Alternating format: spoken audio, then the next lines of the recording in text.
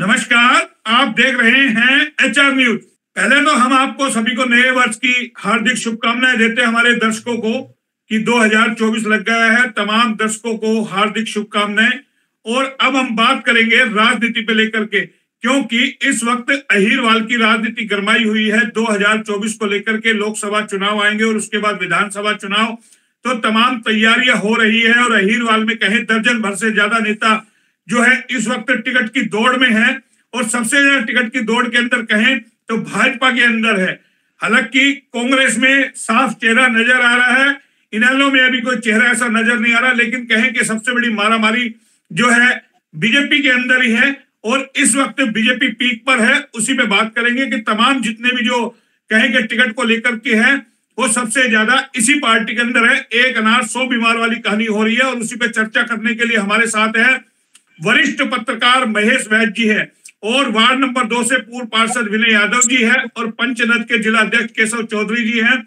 तमाम लोग हमारे साथ हैं। इन्हीं से बात करेंगे कि आखिर जो दर्जन भर नेता टिकट की दौड़ में है, क्या वो अपने बूते कुछ कर सकते हैं या सिर्फ टिकट के सहारे लड़ने के लिए तैयार है। सबसे पहले महेश वैद्य जी, आप ही के पास आता हूं। दर्जन भर नेता है जो चुनाव के अंदर अपनी तैयारी कर रहे हैं। तमाम लोग कहते हैं कि टिकट मेरी जेब के अंदर है। किस तरीके से देखते हैं? आपका धन्यवाद मोहनलाल जी। सबसे पहले तो मैं अपनी स्थिति ये स्पष्ट कर दूं कि दर्जन भर जो उम्मीदवार हैं वो उम्मीदवार नहीं है, दावेदार नहीं है, वो अपनी तैयारी कर रहे हैं। आपकी ये बात सही है कि ये उम्मीदवार ये लोग अपनी तैयारी कर रहे हैं। ये पार्टी के जो सेवक हैं, पदाधिकारी हैं, ये भारतीय जनता पार्टी में अपनी तैयारी कर रहे हैं। कांग्रेस में वैकेंसी नहीं दिख रही इसलिए वहां तैयारी नहीं है। भारतीय जनता पार्टी में वैकेंसी दिख रही है इसलिए वहां तैयारी चल रही है। वहां एक दर्जन नहीं, वहां 2 ही उम्मीदवार रहेंगे। बिल्कुल जो है, आज आप मेरी बात को जो है थोड़ा नोट करना। एक तो राव इंद्रजीत सिंह का चेहरा होगा, क्लियर। राव इंद्रजीत सिंह का चेहरा अरविंद यादव तो हो नहीं सकता। दूसरा एंटी राव इंद्रजीत, उसमें हम अरविंद यादव की छवि को देखेंगे। जो है सतीश खोड़ा जैसे जो लोग हैं वो इस समय राव इंद्रजीत सिंह के खिलाफ नहीं बोल रहे हैं। वो ये सोचते हैं कि अगर 2-3 नाम ऐसे जाएंगे वहां जिनमें से छांटने के लिए राव इंद्रजीत को कहा गया कि इनमें से, जैसे रेवाड़ी नगर परिषद में हुआ था, 3 नाम चले गए। राव इंद्रजीत को जो 2 नाम पहले बताए गए वो अरविंद यादव के समर्थक थे। तीसरा पूनम यादव का था, तो राव इंद्रजीत ने उसको अपना समर्थन दे दिया कि भाई चलिए इसको आप ले लीजिए। इस तरह ही जो कुछ लोग हैं वो ये सोचते हैं, इसलिए उन्होंने राव इंद्रजीत की बुराई बंद कर दी है कि जब कभी भी नाम उनके सामने आएगा तो राव इंद्रजीत सिंह की मोहर लगवाने की जरूरत पड़ेगी। तो जो बड़ा दुश्मन है उसकी बजाय छोटे दुश्मन को राव इंद्रजीत चुन लेंगे। तो एंटी राव इंद्रजीत में राव इंद्रजीत छोटे दुश्मन को चुन लेंगे। और जो खुद का है, तो मुझे नहीं लगता कि राव इंद्रजीत की पार्टी अनदेखी करेगी रेवाड़ी टिकट के मामले में। जी, तो सवाल ये है कि आप पूरे अहीरवाल, एक मिनट मोहनलाल जी, आप पूरे अहीरवाल का राजनीतिक विश्लेषण कर रहे हैं या रेवाड़ी विधानसभा का? अभी तो फिलहाल आपसे हमने रेवाड़ी की बात करेंगे, रेवाड़ी में सबसे ज्यादा है। फिर इसके बाद है तो अहीरवाल की, उसमें भी चर्चा करेंगे। चाहे नारनौल हो, चाहे महेंद्रगढ़ हो, तमाम जगह कई दावेदार हैं। लेकिन बेसिकली हम रेवाड़ी में रहते हैं तो रेवाड़ी की चर्चा हम ज्यादा कर रहे हैं। रेवाड़ी में 3 टिकट होगी, रेवाड़ी में 3 टिकट होगी। एक तो मैं वही पूछ रहा हूँ मैं, नारनौल में, महेंद्रगढ़ में हो गई। एक राव इंद्रजीत जिन्हें चाहे रेवाड़ी में उसको दे दें, आंख मीच के सुनील मुसेपुर को दे दें या किसी और को दे दें, वो राव इंद्रजीत का। दूसरा हो गया सबसे प्रमुख पार्टी पदाधिकारियों में दावेदार अरविंद यादव, जिनका दावा बनता है नेचुरल रूप से। लेकिन अगर अरविंद के नाम पर राव इंद्रजीत अड़ गए और पार्टी इस स्थिति में हुई कि उनका अड़ना स्वीकार कर ले, तब कुछ लोग जो जिनका मैं नाम ले रहा था वो जो चुप बैठे हैं, थोड़े से राव इंद्रजीत के विरोध में नहीं बोल रहे, उनको ये लगता है कि अरविंद यादव के साथ अगर पैनल में 1-2 नाम और आए, 3 नाम राव इंद्रजीत के पास पहुंचे, तो अरविंद यादव की बजाय बाकी का नाम ले लेंगे। इसलिए सभी अपनी तैयारी कर रहे हैं। जो नहीं, तो क्या अरविंद को 2019 वाली भूल कर जाएंगे या राव इंद्रजीत सिंह भूल पाएंगे जो हुआ था 2019 में राव अरविंद के कार्यालय में? राजनीति में सब कुछ संभव है। भाजपा मुझे लगता नहीं कि 2024 के चुनाव में उतने दबाव में रहेगी जितनी 2019 के चुनाव में थी। ठीक है विनय जी, आप क्या समझते हैं? देखिए, महेश वैद्य जी तो बहुत साफ सुथरी बात कर दी कि दर्जन भर नहीं है, तो 2-3 ही प्रमुख चेहरे हैं, लेकिन तैयारी तो तमाम लोग कर रहे हैं। जिसको देखो, नाम तो हम किस किस का ले, कई ऐसे भी लोग हैं जो कहे पार्षद का चुनाव हार चुके हैं, कोई कहे जिला पार्षद का हार चुका, उसके बावजूद टिकट की। सबसे पहले तो मैं HR न्यूज के सभी दर्शकों को नव वर्ष की हार्दिक शुभकामनाएं देता हूं। उनका सबका आने वाले इस नव वर्ष में भविष्य उज्जवल रहे। मोहन जी बिल्कुल सही बात कही है हमारे वरिष्ठ पत्रकार महेश वैद्य जी ने। अब हमारे यहाँ की जो राजनीतिक धुरी है वो रामपुरा हाउस के इर्द गिर्द घूमती है। यहाँ 2 ही लॉबी मैक्सिमम काम करती है, एक रामपुरा, एक एंटी रामपुरा। अब वो डिपेंड करता है समय और समीकरण के ऊपर। अगर रामपुरा लॉबी के अंदर कितने लोग एक साथ एकजुट इकट्ठा हो पाते हैं और एंटी जो लॉबी है रामपुरा के, उसमें कितने लोग इकट्ठा हो पाते हैं, चुनाव के समय में कितना तालमेल उनमें बन पाता है, एक दूसरे की मदद वो कितनी कर पाते हैं, ये चुनाव के ऊपर पूर्ण रूप से डिपेंड करेगा। रही भाजपा की अभी सरकार है, तो महत्वाकांक्षा जो भी राजनीति से जुड़े लोग हैं सभी के अंदर राजनीतिक महत्वाकांक्षा है और होनी भी चाहिए, क्योंकि उनका फील्ड है राजनीति, तो मैं मानता हूं बिल्कुल होनी चाहिए। पर आप एक रिकॉर्ड उठा के देखें रामपुरा हाउस का, और उन्होंने किसी भी कैंडिडेट का आज तक नाम अगली टिकट के लिए रिपीट नहीं किया है।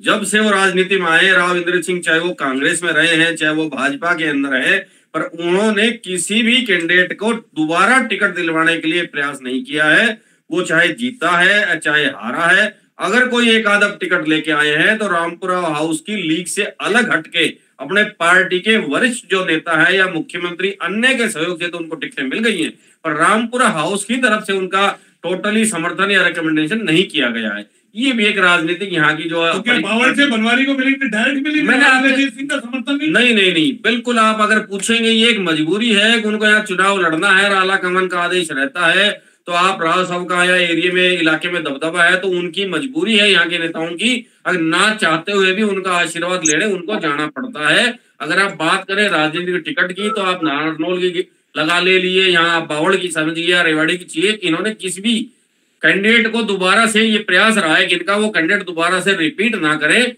यही हमारे यहाँ के मंत्रालय का हाल रहता है।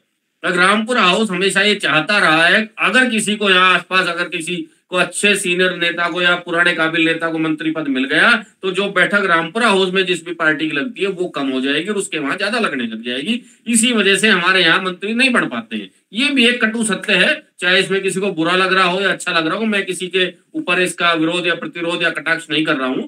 और आप बात कर रहे थे यार नेताओं की, दर्जन भर नेताओं की।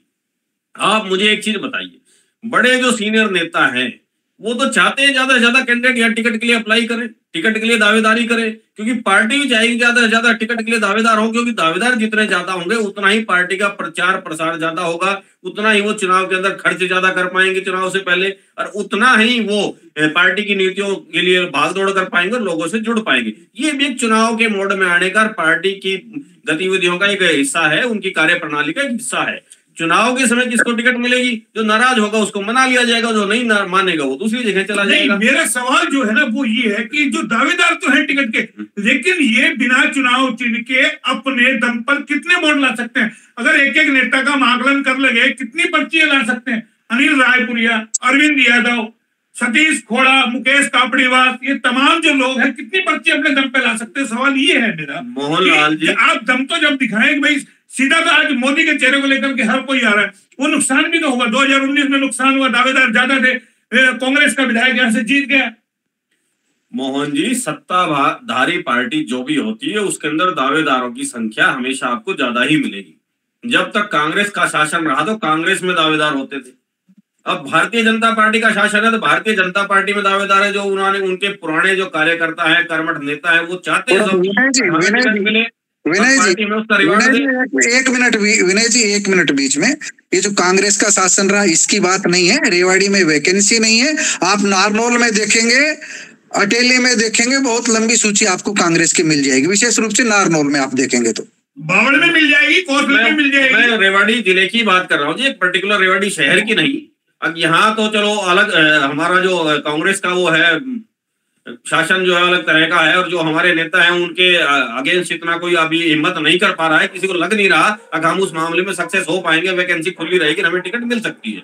हम बात कर रहे थे यहाँ के नेताओं की, और भारतीय जनता पार्टी में यकीनन ज्यादा नेता हैं, पर बात सबसे बड़ी दुविधा ये है अब जो मैक्सिमम टिकट के दावेदार हैं वो रामपुरा हाउस से जुड़े हुए हैं, सारे टिकट अपनी जेब में समझ रहे हैं। अब एक नेता कितनों को टिकट दिलवा पाएगा, ये आने वाले समय पे डिपेंड करेगा। और ये इसलिए वो सबको जोड़ के रखते हैं। अब एक आदमी अगर हमारे यहाँ के माननीय मंत्री जी का प्रचार करता है तो कम हो पाएगा। अब उनके पास पैसा लगाने वाले, चुनाव में भागदौड़ करने वाले, चुनाव से पहले उनकी राजनीतिक जमीन तैयार करने के लिए अधिकांश लोग हैं, तो वो चाहते हैं टिकट के दावेदार जितना ज्यादा होगा उतना उनको फायदा मिलेगा, उतने लोग चुनाव से पहले उनका प्रचार प्रसार करेंगे।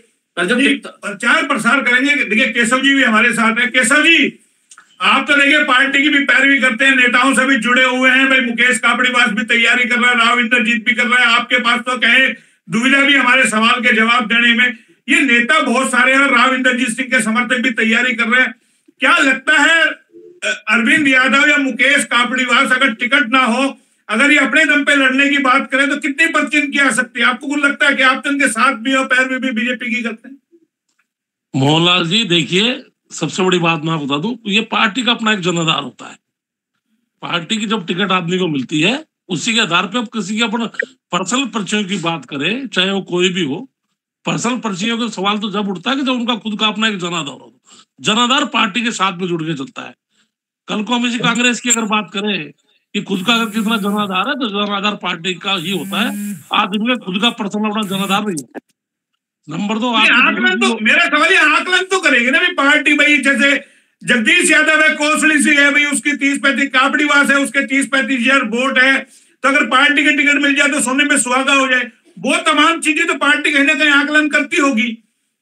मोहनलाल जी मैं आपको एक चीज और बता दूं, इन तीनों चुनावों से पहले मध्य प्रदेश, राजस्थान, छत्तीसगढ़, इन चुनावों से पहले भाजपा की स्थिति और कांग्रेस की स्थिति में दिन रात का फर्क आ गया। अब आपको बता दूं, भारतीय जनता पार्टी का जो ग्राफ है वो इस समय बहुत पीक के ऊपर है, मैं बताऊंगा आपको मैं। और आपने देखा होगा इन 3 चुनावों के बाद ही पार्टी के अंदर लोग टिकट मांगने वाले कुछ ज्यादा हो गए हैं, ये भी आपको बता दूं। और मैं मेरे बड़े भाई है महेश वैद्य जी, मैं उनकी बात को बिल्कुल ही मानता हूं कि इस बार पार्टी भी आपको बता दूं, भारतीय जनता पार्टी इस बार राव इंद्रजीत सिंह को इतना महत्व नहीं देने वाली है। आपके चैनल के माध्यम से बता रहा हूं मोहनलाल जी, मैं कई सूत्रों से मेरी भी बात होती रहती है, ऐसा नहीं है। और ये जो लोग मतलब जितनी भी तैयारी कर रहे हैं, जैसे आप ले लीजिए मध्य प्रदेश ले लीजिए या आप राजस्थान ले लीजिए, वहां पे 3 सीएम बदल दिए, ये जितने भी तैयारी लोग कर रहे हैं, संगठन के नाते अगर किसी का भारतीय जनता पार्टी में सबसे ऊंचा नाम है तो वो सिर्फ एक है, डॉक्टर अरविंद यादव। और जितने भी लोग ये तैयारी कर ले मोहनलाल जी, इस बार रेवाड़ी का नाम एक ऐसा चौंकाने वाला होगा। जितने पोस्टरबाजी है, एक चीज मैं आपको और बताता हूँ मोहनलाल जी, रेवाड़ी के लोग बड़े समझदार लोग हैं। ऐसा नहीं है कि राव इंद्रजीत सिंह ने किसी का नाम रख दिया। आजकल ये जो बरसाती मेंढक जो ज्यादा उछल रहे हैं, ऐसा नहीं होगा। रेवाड़ी के लोग बड़े समझदार हैं, 36 बिरादरी यहाँ पर रहती है और बिल्कुल द्रौपदी का चीर हरण नहीं होने दिया जाएगा मोहनलाल जी इस बार। ये आपके चैनल के माध्यम से बताता हूं मैं। ये नहीं है कि राव इंद्रजीत सिंह ने किसी भी, आजकल अखबारों के अंदर एक पोस्टरबाजी ज्यादा चल रही है, उन लोगों का शहर से क्या लेना देना है। ये नहीं है कि राव इंद्रजीत सिंह ने अगर मान लो किसी का नाम रख दिया और रेवाड़ी के लोग उसको भारतीय जनता पार्टी में उसको जिता के भेज देंगे। ये मोहनलाल जी बिल्कुल ऐसा बिल्कुल नहीं होगा। और केशव जी, आप पुराने आदमी हो शहर के, जिन लोगों की तरफ आप इशारा कर रहे हो वो सच में उम्मीदवार नहीं है और राव भी उनका नाम लेने वाले नहीं है। हम लोग बेकार में उन पे चर्चा कर रहे हैं, उनको घसीट रहे हैं, बीच में घसीट रहे हैं, वो अपने तैयारी कर रहे हैं। आज धीरे धीरे पौधा रोपेंगे तभी तो वटवृक्ष बनेगा ना। जो वो जो तैयारी कर रहे हैं, लोग तो गुमराह होते हैं। दिवाली के नववर्ष के पोस्टर लगाने से लोग गुमराह नहीं होते। बताइए आप, मेरे पास जो चर्चाएं कि गांव के अंदर हजारों पोस्टर लगा दिए, पानी की तरह पैसा बहाया जा रहा है। लेकिन सवाल ये है, जैसे भी केशव जी कह रहे हैं, राव इंद्रजीत को इतनी तवज्जो नहीं देगी। अगर राव इंद्रजीत को 2014 और 9 की तरह तवज्जो नहीं मिलेगी, 19 की तरह, तो आपको क्या लगता है हिरवाल में आप लोग सीट निकाल सकते हैं? मैं कह रहा हूँ मोहनलाल जी, मैं सुनिए मैं आपको बता दूं मोहनलाल जी, आज की तारीख में इस बात के अंदर कोई दो राय नहीं है। जिस पार्टी के अंदर आप देख, अब मैं खुद नहीं, आप तो दिन भर चैनल पर रहते हैं, महेश भाई जी आप एक बहुत बड़े पत्रकार है, आप ग्राफ देखिए इस समय कहाँ है। आप देखिए, मैं आपको ये नहीं कह रहा मैं भारतीय जनता पार्टी से जुड़ा हूं तो भारतीय जनता पार्टी को तारीफ कर रहा हूं, लेकिन सही टिकटों का वितरण अगर इस बार हो गया, पिछली बार की तरह तो मैं रेवाड़ी विधानसभा की बात करता नहीं, अगर वो दोबारा रेवाड़ी विधानसभा को दोहराया गया, वही टिकटार्थी को दोबारा टिकट दी गई मोहनलाल जी, तो फिर आपसे मैं दावे से कहता हूं आपके चैनल के माध्यम से कि चिरंजीव राव को जीतने से रोक नहीं सकता मोहनलाल जी। ये आपको पक्का आपके चैनल के माध्यम से कह रहा हूं मैं। रेवाड़ी की जनता हर बार जब आपने मोदी को बुला लिया, भारतीय जनता पार्टी का व्यक्ति कह रहा है। हाँ बिल्कुल, कोई दोहराई नहीं है, बिल्कुल महेश भाई जी, बिल्कुल दोहराई नहीं है। अगर पिछली बार ये टिकटार्थी को दोबारा टिकट दी गई तो आपके चैनल के माध्यम से मैं कहता हूं, मैं भारतीय जनता पार्टी को जुड़ा जरूर हूं, मेरे पास उनको कोई पदाधिकार नहीं है, पंचायत से जिलाध्यक्ष हूं, सामाजिक आशीर्वाद है। अगर दोबारा उसी टिकटार्थी को टिकट दी गई तो सबसे पहले विरोध का झंडा पंचायत का जिलाध्यक्ष केशव चौधरी उठाएगा महेश भाई जी। तो अगर आरती राव का नाम इंद्रजीत ने आगे कर दिया, राव इंद्रजीत ने बेटी का नाम आगे कर दिया और पार्टी ने उसको कंसीडर कर लिया, तब आप जो है उसके क्या पक्ष में रहेंगे, विरोध में रहेंगे? देखिए, मैं कह रहा हूं कि आरती राव कंसीडर करती है, कोई दो राय नहीं है इस बात के अंदर। एक बहुत बड़े यहाँ के लीडर की वो नेता है, 6-7 बार के मेंबर ऑफ पार्लियामेंट रह चुके हैं। भारतीय जनता पार्टी अगर आरती राव को टिकट देती है तो मैं आपके चैनल के माध्यम से दोबारा बता रहा हूं महेश भाई जी कि रेवाड़ी के मॉडल टाउन के अंदर ऐसी भव्य जनसभा होगी जिसको लोग देखेंगे। मैं आरती राव के साथ तन मन धन से खड़ा हूं, लेकिन भारतीय जनता पार्टी उनको टिकट दे। लेकिन फिर काबड़ीवास का क्या होगा, जहां पर ट्रक लेकर के गए थे मोहनलाल जी? ये आप सब अपना स्टाइल बताना, कभी तो आप अरविंद के बाद पहुंच जाते हो, कभी आप काबड़ीवास के बाद ट्रक लेके पहुंच जाते हो, कहीं तो कोई भाई करो। ये तो केशव की स्वतंत्रता है, केशव चौधरी की स्वतंत्रता है, लेकिन समझे नहीं आप बिना मतलब की भाई आपका कोई निजी स्वार्थ है, होता है क्या हर बार चुनाव के अंदर? अब आप कह रहे मैं आरती राव के पास पहुंच जाऊंगा, अभी कहता अगर राविंद्र जी मैं यानी कि वहां से रेवाड़ी से वो हारेगी।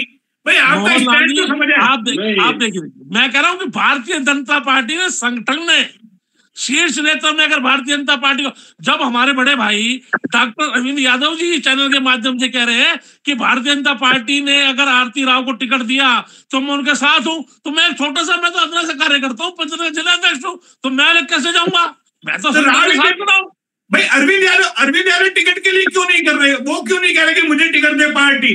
पिछले चुनाव में मैं तो मोहनलाल जी पहले कह रहा हूं कि आज की तारीख में संगठन में सबसे रेवाड़ी विधानसभा में जो 1 नंबर का नाम है वो डॉक्टर अरविंद यादव है मोहनलाल जी। इसके अलावा संगठन में ना तो किसी की चर्चा है, ना टिकट की कोई दौड़ में है।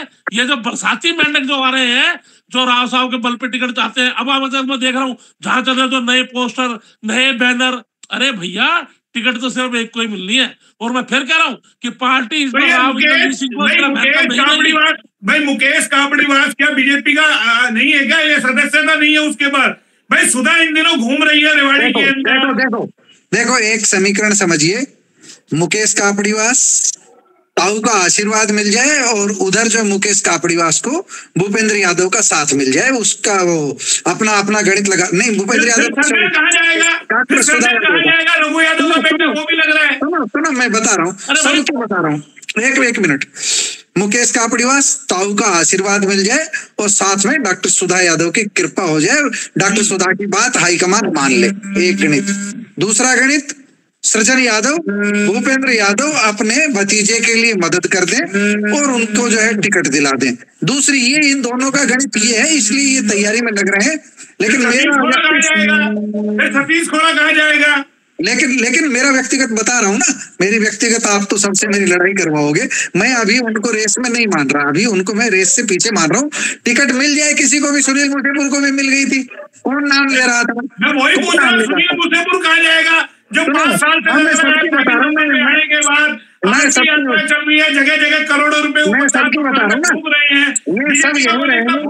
आधे से ज्यादा नेता तो दूसरों के दम पर, दूसरों के पैसों पे राजनीति करते हैं, राजनीति कर रहे हैं। मैं आपको बता दूं, जो अभी 3 राज्यों की बात केशव चौधरी कह रहे हैं, केशव चौधरी की बात सही, मोरल तो बूस्ट होता ही है, लेकिन भारतीय जनता पार्टी फूंक फूंक कर कदम रखेगी। सर्वे में जिसका नाम आगे आएगा रेवाड़ी से, जो आगे दिखाई देगा या तो वो कैंडिडेट आएगा, सर्वे में जो आगे दिखाई देगा, पार्टी को लगा कि ये सर्वे में आगे उसी को टिकट देगी, चाहे इन सारे जो चर्चा में दिख रहे हैं सारों का पत्ता काटना पड़े, पार्टी 1 मिनट नहीं हिचकिचाएगी। इसलिए जिसका नाम सर्वे में आएगा टिकट आप कह रहे हैं सर्वे में हमारा दिमाग ये कहता है ऊपर से कमान चलता है, ऊपर से नाम चलता है, जिसमें जो ताकत है। अब ऊपर से नहीं चलेगा, इस पे चर्चा कर रहे थे। विनय जी बड़ा खुल के बताएंगे। बात कहना चाहता हूँ, इन्होंने मेरे बड़े भाई केशव जी ने नाम लिया कि आरती राव को टिकट मिलती है तो मैं उसका समर्थन करूंगा, सभा करूंगा। मैं आपको एक चीज कहना चाहता हूँ, अगर आरती राव को टिकट मिलती है तो भारतीय जनता पार्टी का जो परिवारवाद का नारा है क्या वो सिर्फ दिखावे के लिए है, केवल कहने के लिए है?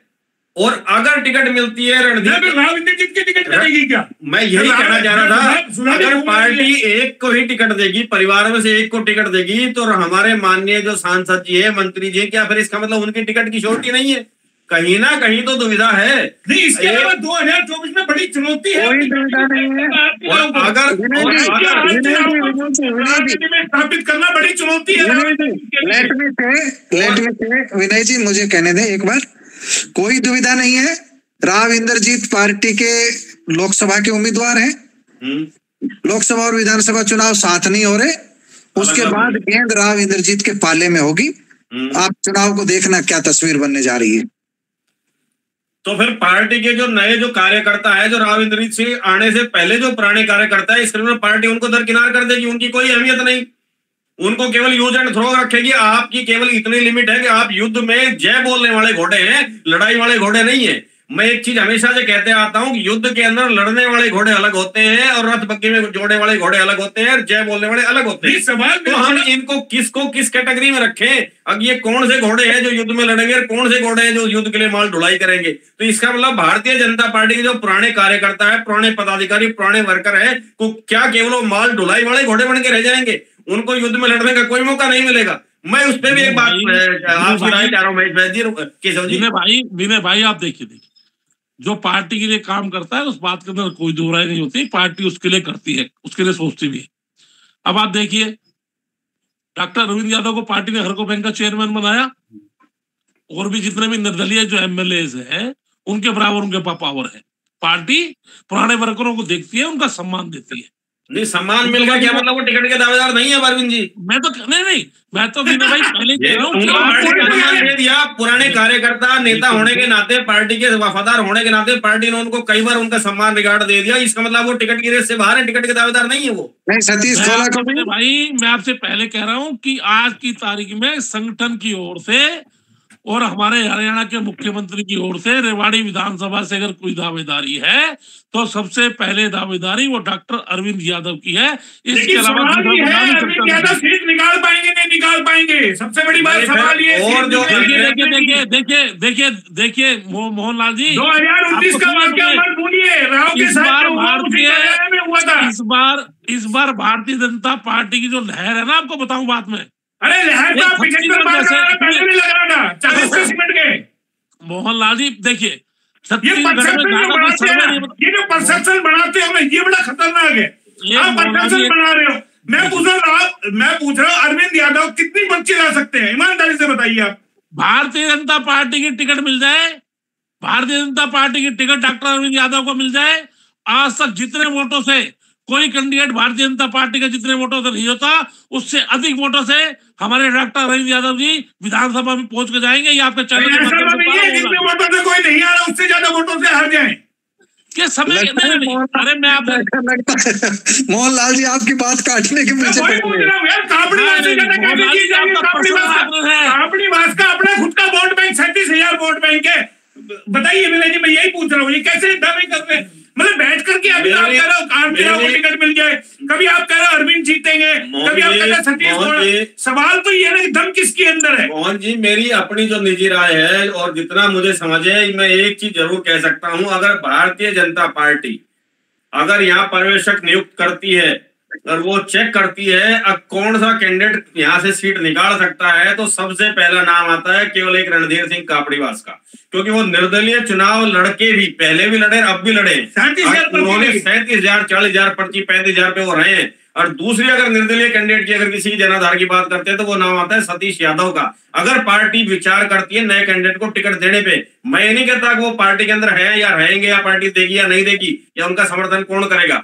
बाकी अगर आप बात उनकी कर रहे हैं जो केवल पार्टी के सहारे चुनाव लड़ने की टिकटार्थ की लाइन में है, तो निजी जनाधार वाले जितने भी पोस्टर होर्डिंग लग रहे हैं उसमें कोई ऐसा नेता नजर नहीं आ रहा जिसका अपना एक निजी वोट बैंक हो। अरविंद यादव ने तो पार्षद का चुनाव लड़ा, जिला पार्षद का लड़ा हो या कोई पहले चुनाव लड़ा। मोहनलाल जी 40,000 पर्ची लेके बैठे। अगर मैं बात करता हूँ उसके बाद, मुसेपुर में कभी कोई चुनाव लड़ा था क्या? लेकिन राव इंद्रजीत का वोट बैंक काम आया ना महेश भाई। राव इंद्रजीत का वोट बैंक काम आया नहीं आया। भारतीय जनता पार्टी का अपना सुरक्षित वोट बैंक है, आपको बताऊं बात में कितना है। मैं वही पूछ रहा हूँ कितना वोट बैंक है। 2019 का आंकड़ा निकाल लीजिए। सन्नी ले गया 25,000 22,000 वोट, कापड़ीवास ले गए 37,000 वोट, कप्तान ले गया, कितने वोट आए 40,000 में राव इंद्रजीत का निकाल दीजिए। बीजेपी के कितने वोट बचे 20,000 से चुनाव जीता जाएगा। अब अगर अरविंद को टिकट मिलती है तो अरविंद अपने दम पे कितने ला सकता है। मैं आपसे फिर दोबारा कह रहा हूँ, पार्टी अपना अंदर से पन्ना प्रमुख से लेकर पार्टी का अपना एक संगठन है। 2019 में भी था भाई। मोहनलाल जी, मैं ज्यादा समय आपका नहीं, आप सुनिए, सिर्फ सुनिए। हम तो सिर्फ अपने घरों में बैठ रहे थे। भारतीय जनता पार्टी का अपना उनका एक टेक्निकली उनका सिस्टम है, सब वो सर्वे करा रहे हैं। मैं आपको फिर दोबारा कह रहा हूँ, लेकिन बीजेपी में सर्वे करा रहे हैं। मैंने इसलिए पैनल पे बैठाया। बीजेपी ये भी सर्वे करती है कौन सा नेता दमदार है जो पैसा खर्च कर सकता है आप टिकट के नाम पर या प्रचार के नाम पर। सुनील मुसेपुर करोड़ों रुपए खर्च कर चुका अब तक, 19 के बाद हारने के बाद भी। आरती यात्रा चल रही है, तमाम चीजें चल रही है, पानी की तरह जो पैसा बहा रहे हैं आप बंदर भगाने के लिए गांव में जाकर के। कौन सा ऐसा नेता है जो किसी को 10 रुपए भी दे रहा है? कौन सा अपनी जेब से पैसा खर्च कर रहा है? समर्थकों के पैसे खर्च करने से चुनाव नहीं जीते जाते। मोहनलाल जी, मेरे को लगता है आप सुनील मुसेपुर की मैं किसी की पैरवी नहीं कर रहा, मैं पैरवी नहीं कर रहा, बता रहा हूं। लग रहा है कैसे भाई, थोड़ा लग रहा है। नहीं आप बताइए, मोहनलाल जी, मेरे को इस बात पे कहने को फिर दोबारा कह रहा हूँ कि बार-बार रिपीट कर रहा हूँ, अगर पार्टी ने दोबारा सुनील मुसेपुर को टिकट दी तो मैं आपसे दोबारा कह रहा हूं कि चिरंजीव राव को जीतने से रोक नहीं सकता और पार्टी काम करने में ही जा रही है। नंबर 1 मैं आपको बता दूं, राव इंद्रजीत सिंह भी पर दोबारा सिफारिश नहीं करेंगे। आप बताइए, जिस इलाके में जिस विधानसभा के चुनाव में प्राइम मिनिस्टर का रेवाड़ी आ जाए, उसके बाद में कैंडिडेट की जीत ना हो तो पार्टी ऐसी गलती दोबारा नहीं करेगी। और दोबारा आपको जिस मुद्दे में अपने बात कर रहे थे, पार्टी अपना एक सर्वे कराती है। अगर दोबारा मैं कह रहा हूं आपसे, अगर यही एक होगी अहिर बेल्ट यादव बेल्ट इस इलाके को माना जाता है, अगर पार्टी को कुछ ऐसा लगा कि 5-7 यादव या राव साहब कोई खड़े हाथ होने जा रहे हैं, तो पार्टी इस बार कोई अदर कास्ट से एक ऐसा चौंकाने वाला नाम भारतीय जनता पार्टी देगी, वो सबको धराशायी करता चला जाएगा। कोई पंजाबी समुदाय की बात नहीं है, कोई हो सकता है उसमें वैश्य भी हो, उसमें हो सकता है अग्रवाल समाज से भी हो, कोई किसी भी समाज से हो सकता है। पार्टी अपने हिसाब से अपना सर्वे करा रही है। अगर यादव बेल्ट में पिछली बार की तरह ज्यादा कैंडिडेट हुए तो पार्टी एक नाम चौंकाने वाला देगी और वो किला फतह करके दिखाएगा मोहनलाल। तो केशव जी, आपको सारा पता है पार्टी के बारे में, पार्टी अपने हिसाब से सर्वे करा रही है, कैसे पन्ना प्रमुख काम कर रहे हैं, क्या कर रहे हैं। तो मैं एक चीज और भी जानना चाह रहा हूँ, तो पार्टी को ये नजर नहीं आ रहा कि यहाँ राव इंद्रजीत के बिना यहाँ राजनीतिक धुरी संभव नहीं है? देखिए विनय जी, मैं कह रहा हूँ राव इंद्रजीत सिंह, ये क्या कहना चाह रहा हूँ, अगर राव इंद्रजीत सिंह को पार्टी दरकिनार करती है, उनके समर्थन के बिना क्या रेवाड़ी विधानसभा के तीनों विधानसभा के चुनाव कैंडिडेट जीत सकता है या नहीं? पार्टी अपने दम पे जिता सकती है क्या? राव के कर को कम करने की कोशिश कर रहे हैं, सुधा भी यहाँ पर घूम रही है और भी नेता यहाँ पे आ लिए। क्या राव का कद कम करने की कोशिश हो? राव के बिना क्या बीजेपी आ सकती है? आज राव पार्टी छोड़ दे, लोकसभा की सीट गई आप लोगों की, वो तो कांग्रेस में आकर के चुनाव जीत लेंगे, उनका अपना खुद का वोट बैंक है। राव का जलवा आज भी कम नहीं हुआ है, ये मान के चलिए। नंबर 1 बिल्कुल होगी, लेकिन राव का आप कांग्रेस की जीत को इतनी लोकसभा की सीट को इतना आसान मत मानिए कि जो कांग्रेस में राव इंद्रजीत सिंह ये गलती बिल्कुल दोबारा नहीं करेंगे। राव इंद्रजीत सिंह इस समय 73-74 साल के होने वाले हैं। आपको समझ रहे हो कि उस उम्र में पाला बदलेंगे? पाला बिल्कुल नहीं बदलेंगे, क्योंकि भारतीय जनता पार्टी की सरकार, मोदी सरकार तीसरी बार केंद्र में रिपीट होने जा रही है। राव इंद्रजीत सिंह बिल्कुल भी पार्टी को छोड़ने का मन नहीं है। मोहनलाल जी इस बारे के अंदर मेरे से ज्यादा अनदेखी करती है तो क्या स्टैंड रहना चाहिए? क्योंकि 2024 में राव की अनदेखी होती है, और क्योंकि सबसे बड़ी चुनौती राव के सामने ये है कि उनको बेटी को स्थापित करना है राजनीति में। ये आखिरी चुनाव है, उनको लगता है वो भी नहीं कर पाएंगे। फिर मैं कहूँ बैठी, हाँ, मैं कुछ नहीं, मैं सार संक्षेप में कहना चाह रहा हूँ। पहली बात तो ये है कि जो राव की अनदेखी की बात है, पार्टी क्यों करेगी? कोई अपनी दुकान में से सामान को बाहर फेंकता है क्या? नहीं, कई बार अहंकार में कर देता है, शिवराज को करता है। सुनो, ये तो सामान नहीं है, ये तो सामान नहीं है। अगर 2014 में राव इंद्रजीत, चौधरी धर्मवीर, रमेश कौशिक, चौधरी वीरेंद्र, ये जिनको हम वो कहते हैं, ये चेहरे जो कांग्रेस से बीजेपी में नहीं आते, तो क्या भाजपा 47 सीट लेती? क्या नहीं ले सकती थी। पार्टी को भी ताकत का पता है। तो राव इंद्रजीत के पास जो ताकत है, वो जो जिन बाकी नेताओं का नाम लिया उनसे ज्यादा है। नांगल चौधरी से लेकर के गुड़गांव तक उनका असर है, लेकिन ये नहीं है कि वो बिना पार्टी चल सकते हैं। उनको भी पार्टी की जरूरत है। वो निर्दलीय हो राव इंद्रजीत, इतनी ताकत उनके पास नहीं है। तो पार्टी 2024 के चुनाव में राव इंद्रजीत को ही मैदान में उतारेगी, ऐसा मेरा मानना है। 2024 राव बोलते कम है, लेकिन तौल के बोलते हैं, क्योंकि राव पूरे माहौल को देख रहे हैं कि क्या हो रहा है। कई बार खूब तगड़ा इंजेक्शन भी लगा देते हैं, तगड़ा इंजेक्शन भी लगा देते हैं। वो मौके की तलाश करते हैं, मौके का इंतजार करते हैं। अभी कुछ लोग जो है उनको एम्स के मामले में नीचा दिखाने का प्रयास कर रहे हैं, लेकिन राव जो जानते हैं, उन्होंने राव ने दिल्ली में निश्चित रूप से एम्स की भी पैरवी की है। राव से उसका श्रेय नहीं छीन पाएंगे जो कोई भी। जो सुधा का जो बयान आया कि अब आप सही ठिकाने पे आए एम्स के लिए, अरे भाई राव इंद्रजीत उसके लिए लगे हुए हैं। हालांकि लेट हो गया, तमाम चीजें होगी, इसमें सरकार भी तो दोषी है, लेकिन राव को कमजोर करने के लिए इस तरीके की जो बयानबाजी, क्या लगता है सोची समझी रणनीति है महेश भाई जी? नहीं, सोची समझी रणनीति नहीं है। जिसकी दुकान में सामान होता है, जो ताकतवर होता है, उसको दबाया जाता है हमेशा से। चर्चाएं तो ये भी हो रही है,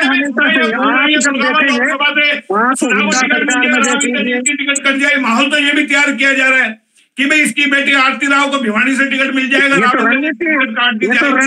ये तो रणनीति है राव को दबाव में लाने की, लेकिन राव को दबाव में लाने की रणनीति है। ऐसी रणनीति हमेशा से चलती आई। भूपेंद्र यादव की दक्षिण हरियाणा में यात्रा निकलवाएगी, क्या है? दबाव की राजनीति है, ताकि राव दबाव में आएंगे। नहीं, राव नहीं आएंगे। वो वक्त का इंतजार करते हैं, वो बिल्कुल दबाव में नहीं आएंगे। जो आपको क्या लगता है, हिरवाल में राव का जलवा है ना अभी बरकरार? मैं बता चुका मोदी का जलवा है। मैं आपके दर्शक फिर सुन ले, मैं बता चुका। राव इंद्रजीत लोकसभा के उम्मीदवार हैं भारतीय जनता पार्टी के। अगर बाकी कोई गारंटी नहीं होती इन चीजों की, पार्टी क्या फैसला ले, लेकिन विधानसभा और लोकसभा चुनाव साथ हुए तो 2 टिकटें राव इंद्रजीत को नहीं मिलने वाली है। ठीक है। दूसरी बात यह है कि 1 टिकट रेवाड़ी की, मेरा जहां तक विचार है, राव इंद्रजीत को सौंपी जा सकती है कि आप इन 3 में से बता दीजिए कोई एक नाम। तो उनमें अरविंद यादव का नाम उस पैनल में हुआ तो राव इंद्रजीत पूरा प्रयास करेंगे कि उनको टिकट लेने नहीं दी जाए अरविंद यादव को। जो है उसके बाद बाकी किसी पे वो अपनी सहमति दे सकते हैं। तो टिकट आएगी वो ऐसी आएगी कि राव भी उसका चुनाव प्रचार कर सके, उसके लिए वोट मांग सके, ऐसा मेरा मानना है। जी देखिए, मैं अब आपका अंतिम चाह रहा हूं। बिल्कुल महेश भाई जी, आपका आकलन ठीक है, सही कह रहे हैं आप, पर लोगों के मन में अभी एक सवाल और है। अब पार्टी परिवारवाद की बात करती है, जब 2 टिकटें एक ही परिवार में मिलेंगी तो क्या उनका विरोध नहीं होगा? नहीं देंगे। के मुद्दे पे सुधा जी ने कहा आप सही ठिकाने पर आए हैं, तो इसका मतलब इतने समय से जनता को बेवकूफ बनाया जा रहा था पार्टी के नेताओं के द्वारा ही। पार्टी अपने ही पाले में गेंद खेलना चाह रही थी, कभी लेफ्ट कभी राइट, और लोग पागल हो रहे थे।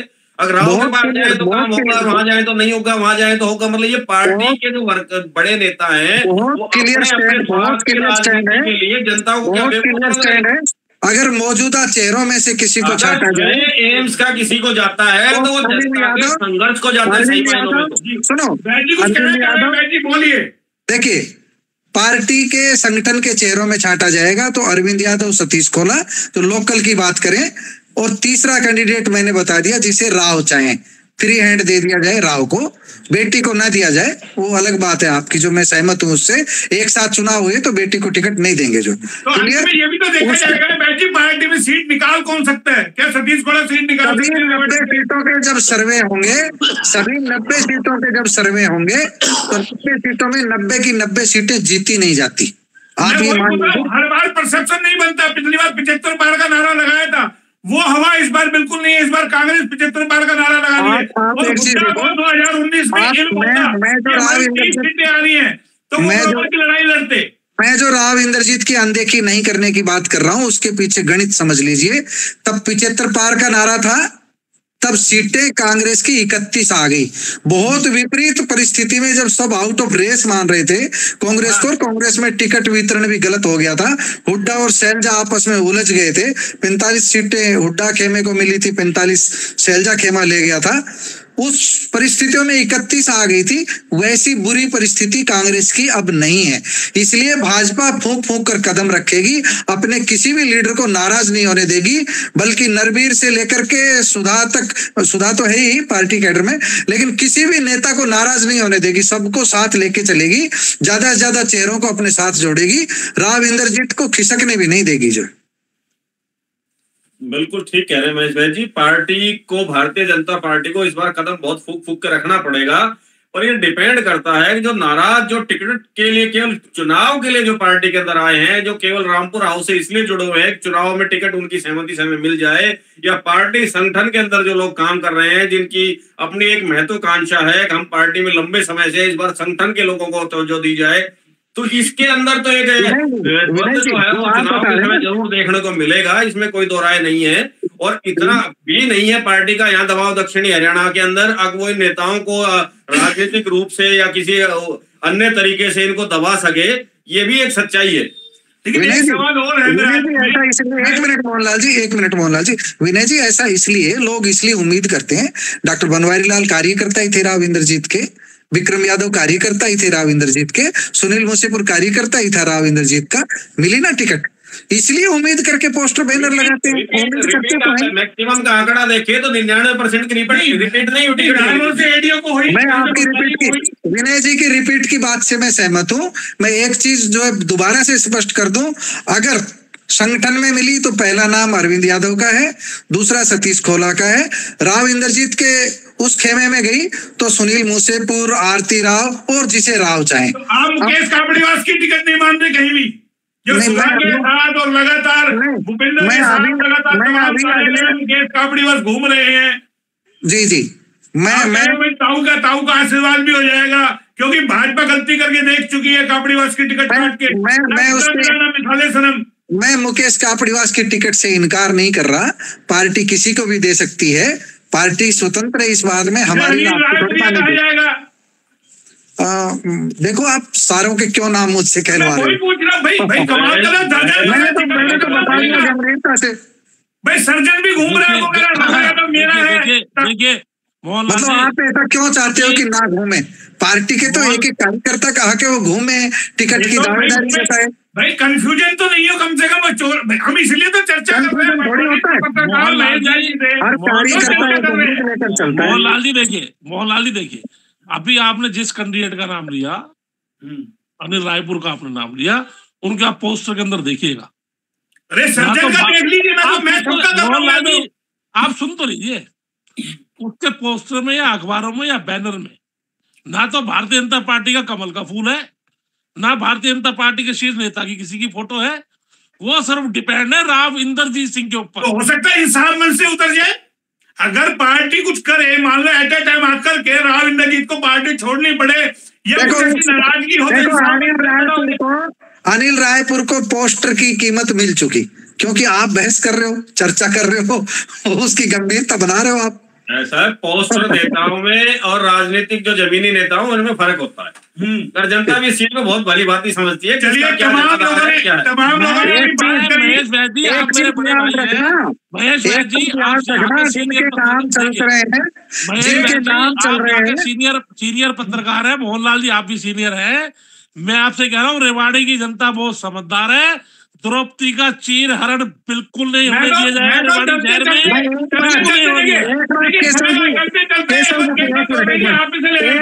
एक बात केशव जी आपकी काट रहा हूँ, आपकी इस बात से मैं सहमत हूँ कि इन सब के अलावा कोई चौंकाने वाला नाम आ सकता है। मैं उससे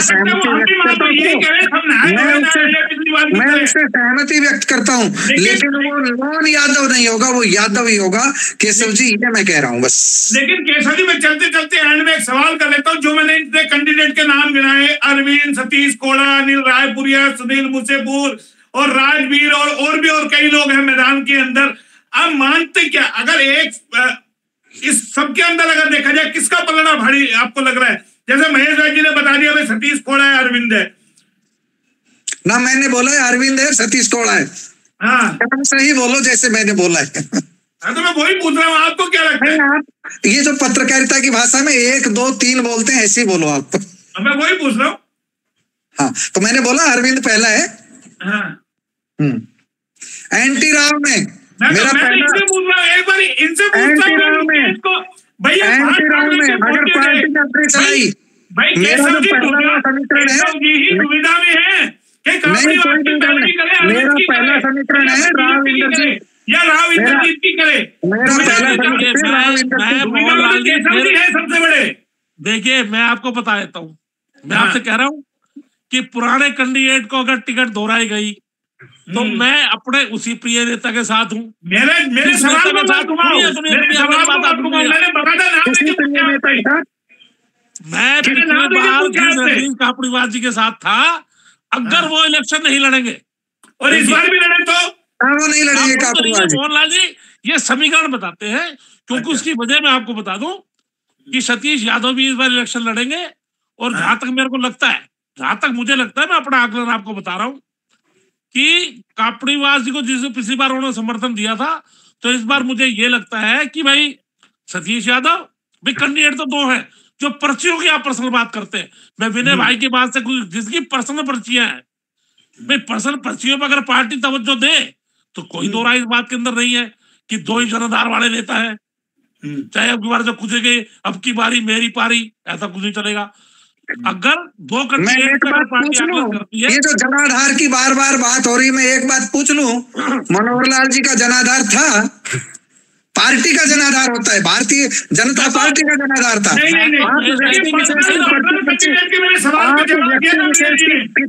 व्यक्ति विशेष की कितनी पर्ची बात करें, कितनी पर्ची तो राव इंद्रजीत के पास मिलेगी। अरे तो हम वही पूछ रहे हैं ना, तो वही तो सवाल है। केशव जी बोल रहे तो दो केशव जी को, ये दुविधा में फंस रही है, करें इस बार सतीश यादव को भाजपा की टिकट मिल जाए। हाँ फंसा रहे हो इनको, ये कहाँ से डाल है? अरे भाई एक चीज मुझे बताओ ना, भाई भाजपा मुकेश देखिए मुकेश कापड़ीवास को टिकट मिले, सतीश यादव जी को टिकट मिले, मैं तो कह रहा हूँ हम तो झंडे उठाने वाले लोग हैं इन लोगों के। भाई पिछली बार कापड़ीवास जी के साथ अरविंद जी के कहा जाएंगे आप?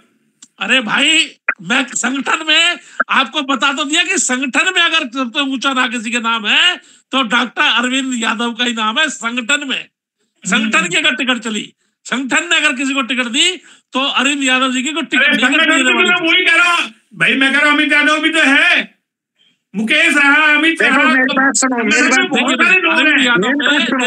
अरविंद यादव जी में और औरों में फर्क है। अरविंद यादव जी को मान लो टिकट नहीं भी मिलती, टिकट उनकी कट भी जाती है, तो वो इलेक्शन नहीं लड़ते। वो भारतीय जनता पार्टी के 1918 में उनमें भारतीय जनता पार्टी उन्होंने समाई है। औरों में तो क्या है कि महत्वाकांक्षा है, एमएलए बनने की महत्वाकांक्षा है, जैसे एक बार चर्चा में है महेश भाई मेरी इस बात को कहेंगे। केशव जी आपकी बात ठीक है, मेरे एक और अंतिम सवाल चलते हैं। ये तमाम लोग चुनाव के वक्त आते हैं, लाखों रुपए फूक फाक करके और फिर बैठ जाते हैं 5 साल। पिछले चुनाव में आपने देखा होगा अमित यादव ने भी बहुत ताकत लगाई, टिकट मिल जाएगी, और कहेंगे फिर जब टिकट किसी और को मिली सब ठंडे बैठ गए, फिर एकदम से खुमार निकलता है। क्या पैसा भी टर्नओवर हो जाएगा, लोगों के बीच में बढ़ जाएगा, जैसे सुनील मुसेपुर लगातार पैसे में पैसा दह दमादम आरती यात्रा और तमाम लोग काम कर रहे हैं। अच्छा ये बताइए मोहनलाल जी, सुनील मुसेपुर ने खोया क्या है? पाया ही पाया है। एक नवोदित चेहरा, प्रधानमंत्री जिसके मंच पे आते हैं, जेपी नड्डा जिसके मंच पे आते हैं, मुख्यमंत्री जिसके मंच पे आते हैं, और 42,000 के लगभग कितने वोट, सही मुझे ध्यान नहीं है, इतने लगभग वोट लेते हैं, मामूली अंतर से चुनाव में हारते हैं, मामूली अंतर से। शहर उनको जानने लगता है, शहर उनको जानने लगता है, उनकी तो जीत है। भी एमएलए की मोहर नहीं लगी, दर्द तो वही तो चाह रहे हैं वो भी। ना कोई दर्द नहीं है, इतना बड़ा जो उनको मिला है नाम, आज सुनील मुसेपुर सारे शहर में लोग जानते हैं, गांव में जानते हैं कि कौन सुनील मुसेपुर है। भारतीय जनता पार्टी की टिकट आई सुनील मुसेपुर के पास, इसलिए उनकी पहचान बनी। ये पहचान अकेले पैसे से नहीं बनी। अब दोबारा टिकट मिल जाए तो आपको नहीं लगता अब ज्यादा वोटों से जीत? अगर इस बात पे सहमत हुए, जैसा लोग उनको समझा रहे हैं कि सुनील मुसेपुर की बजाय किसी दूसरे को आप टिकट दिलवाओगे, तो ये माना जाएगा कि राव ने हथियार डाल दिए, राव का चयन गलत था। राव अपने चयन को सही ठहराने के लिए थोड़ा प्रयास जरूर करेंगे सुनील मुसेपुर के लिए। बिल्कुल ठीक बात भाई जी, मैं बात बिल्कुल सही सटीक बात कही। तो आपको लगता है अगर दोबारा टिकट मिल गई सुनील मुसेपुर को, तो पिछली बार की जो थोड़ी बहुत कमी रह गई थी, पिछली बार जो कापड़ीवास को वोट मिली और सुनील मुसेपुर को जो वोट मिली, उन दोनों को आप भाजपा की वोट मान लीजिए। गणित ये है, कापड़ीवास को भाजपा के ही उम्मीदवार के रूप में देखा जा रहा था बहुत सारे लोगों द्वारा। तो चलिए, तमाम लोगों ने अपनी बात की। विनय जी कुछ कहना चाहेंगे अंत में? मैं यही कहना चाह रहा हूँ, हमारे जो भारतीय जनता पार्टी के जो हमारे वर्कर लगा लीजिए या हमारे पदाधिकारी लगा लीजिए, वो बहुत भारी दुविधा के अंदर अब भी चल रहे हैं। वो ये अपने दिमाग में ये सेट ही नहीं कर पा रहे, जनता को एक साफ संदेश दे ही नहीं पा रहे कि हमारी पार्टी की तरफ से पहले नंबर पे कौन टिकट की लाइन में है, दूसरे नंबर पे कौन है, तीसरे नंबर पे कौन है। अगर उनसे कोई बात करता है और किसी का नाम लिया जाता है, तो पार्टी के खिलाफ बोलने से या सच बात बोलने से इतना कतराते हैं, तुरंत सरेंडर कर देते हैं, नाम लिया जाए, कहा जाए। अरविंद जी से पुराने हमारे इलाके में मैं तीनों से एक सवाल करता हूँ, चलते चलते वही होगी, मेरा तो वही होगी। 2024 में सब इस्तेमाल किया था या बीजेपी के मर्जी से उम्मीदवार होगा? सुनो, मैंने एक सवाल उठाया था अभी, या बीजेपी की मर्जी से उम्मीदवार होगा? आप सवाल रिपीट करिए अपना। मैं पूछ रहा हूँ 2024 में राव की मर्जी से टिकट मिलेगी, राव की पसंद का होगा या बीजेपी की पसंद का उम्मीदवार होगा? बीजेपी के ज्यादा चांस है, बीजेपी के ज्यादा चांस है, लेकिन इतने चांस है बीजेपी में जो एक मिनट मैं कहना चाह रहा था कि जो 2019 में सर एक मिनट 2019 में जो भाजपा थी, वो 2022 में उतने दबाव में नहीं रहेगी। इतने दबाव में तो रहेगी कि राव अपनी टिकट आराम से ले ले और एक अपने समर्थक को टिकट दिला दे। इतने दबाव में पार्टी जरूर रहेगी, इतने में नहीं रहेगी कि पार्टी अड़ी कि हमको तो अरविंद को ही टिकट देनी है तो राव उस टिकट को कटवा पाए। ऐसा शायद इस बार नहीं हो पाएगा। केशव जी सवाल वही है। मोहनलाल जी, आपको मैं बता रहा हूं कि भारतीय जनता पार्टी बिल्कुल दबाव की राजनीति नहीं करेगी इस बार, बिल्कुल ना किसी का दबाव मानेगी। उम्मीदवार किसका होगा, बीजेपी का या राव इंद्रजीत सिंह की पसंद का? भारतीय जनता पार्टी के पक्ष का उम्मीदवार होगा मोहनलाल जी। भारतीय जनता पार्टी का वो उम्मीदवार होगा जिसपे राव इंद्रजीत सहमत होंगे। नहीं, आप घुमाइए मत, आपने बात कर चुके हैं। ये देखो, केशव भाई की भी, हमारे बड़े भाई, इनकी बहुत भारी मजबूरी है कि ये किसी भी नेता की बुराई करके उनसे नाराजगी मोल नहीं लेना चाहते। और मैंने मेरे बड़े भाई महेश वैद्य जी की भी बातों से मुझे लग रहा है अगर उनका भी अपना फंसे पड़े, किसका नाम पहले ले किसका बाद में ले। सुनिए, पहली बात ठीक है जी। सुनिए पहली बात, कहाँ फंसे पड़े, बोलो नाम वाइज बोलिए, एक का बता देते हैं। अरे तो वही तो हमने 12 में से देते हुए बड़ी ही सरलता से निकल जाते हैं, उनका जवाब देते हुए नामों में से पत्रकार है वो शैली महेश जी हमारे अंदर नहीं है। एक दर्जन में से हमने नोट तो बाहर कर दिए, पहली कलम से नोट तो बाहर कर दिए 1 दर्जन में से, और हमसे क्या चाहते हैं? हो सकता है 9 में नंबर आ जाए, ये 3 बाहर आ जाए जिनका हम जिक्र कर रहे हैं अभी। मगर एक चीज ये स्पष्ट है, पार्टी की एक पॉलिसी, एक नीति होती है किसी पार्टी की, जो पार्टी जितने ज्यादा से ज्यादा दावेदार अपने पार्टी के दिखा पाती है, लोगों में उसका मैसेज उतना ही पॉजिटिव जाता है। उन्हें लगता है कि इस पार्टी का जनाधार है, इसके अंदर टिकटों की मारामारी है, और ये लग रहा है इसीलिए ये भी हमारे सीनियर जो नेता हैं, जो मंत्री हैं, सांसद हैं, आपने एक आदमी का जिक्र नहीं किया, पिछली बार 25,000 वोट लिए थे, सन्नी यादव का जिक्र नहीं किया, आपकी बार आपने। स्वयं वो जो नेता होते हैं वो चाहिए होते हैं जो उनके पोस्टर लगा सके, उनके लिए खर्चा कर सके, उनकी पढ़ाई कर सके, तो इसलिए टिकटार्थियों की लाइन वो बना के रखते हैं अपने इर्द गिर्द। और रामपुरा हाउस का भी एक वो अस्तित्व रहा है, अगर कोई एक छोड़ के जाता है तो उसके पैरेलल वो 2 पहले खड़े तैयार रखते हैं, वो इंतजार में रहते हैं कब ये रामपुरा हाउस छोड़ के जाए, हम टिकट की लाइन में हमें समझा जाए और उनके नजदीक समझा जाए। यही पॉलिसी उसको अडॉप्ट कर रखी है कोई भी पार्टी। उन्होंने भारतीय जनता पार्टी के अंदर रेवाड़ी से अगर इस बार चुनाव गलत हुआ कैंडिडेट का, तो यकीनन मान के चलिए, मैं केशव जी की बात से सहमत हूँ, भारतीय जनता पार्टी और सही का क्या फार्मूला दिया है, मगर इस बार पार्टी का जोर जो है वो संगठन के उम्मीदवारों की तरफ ज्यादा लग रहा है इन तीनों स्टेट के चुनावों को देखते हुए। अब ये तय करना है भविष्य के अंदर यहाँ की जनता को और नेताओं को, देखना होगा राव का कितना दबाव पार्टी पे काम करता है, और पार्टी के जो अपने आप को ये नेता समझते हैं, हम पार्टी के सीनियर वरिष्ठ नेता हैं और हमारी पार्टी बात मानती है, हम संगठन में या पुराने हम एमएलए एमपी रह चुके हैं, पार्टी उनको किस तरह से ट्रीट करती है, उनको खुड्डे लाइन लगाती है या उनको मना पाती है। चलिए ठीक है, तमाम लोगों ने अपनी अपनी बातें रखी और ये हमने बड़ा विश्लेषण किया, बड़ी चर्चा की। तमाम वरिष्ठ पत्रकार हमारे साथ, और जो विनय यादव जी वार्ड नंबर 2 के पूर्व पार्षद हैं, और केशव चौधरी जी से चर्चा की, और आगे भी चर्चा करते रहेंगे। तो चुनावी चर्चा लगातार होगी, और ये कुछ नरम गरम और ठंडी गरम तमाम चीजें बातें हुई है, और ये होनी भी चाहिए, क्योंकि दर्जन भर नेता लग रहे हैं। अब जैसा वैद्य जी ने कहा कि इन 3 में से होगी या उन 9 में से होगी, वो अभी देखना होगा। केशव जी ने भी अपनी बात बड़ी बेबाकी से रखी, और महेश वैद्य जी ने भी बात बड़ी बेबाकी से रखी। फिर आएंगे नए अपडेट के साथ, तब तक के लिए नमस्कार। नमस्कार मोहनलाल।